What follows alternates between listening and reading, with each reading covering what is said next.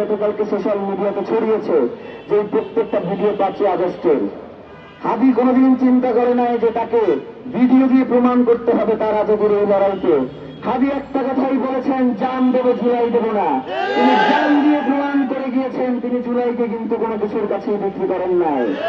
প্রিয় ভাইয়েরা, একটা কথা আমরা আপনাদেরকে বলে যাই, এই কথা যে শুধুমাত্র আমাদের একার কথা, ব্যাপারটা এমন নয়। ওসমান হাদি যেই লড়াই শুরু করেছিলেন সেটা কি শুধুমাত্র তার একার লড়াই? এটা তো বাংলাদেশের স্বাধীনতা সার্বভৌমত্বের লড়াই, এটা ইনসাফের লড়াই, এটা এই প্রজন্মের লড়াই, এটা ইসলামের লড়াই, এটা ইনসাফের লড়াই, এটা ইনকিলাবের লড়াই। এটাকে কোনোভাবেই দল মত এবং গোষ্ঠীর মধ্যে আবদ্ধ করা যাবে না। আমরা এই সরকারকে স্পষ্ট করে বলতে চাই, আপনি যে চার্জশিট দাখিল করেছেন সেই চার্জশিট এখন পর্যন্ত আমাদের যারা টিম রয়েছে তারা পড়াশোনা করছে এর ব্যাপারে।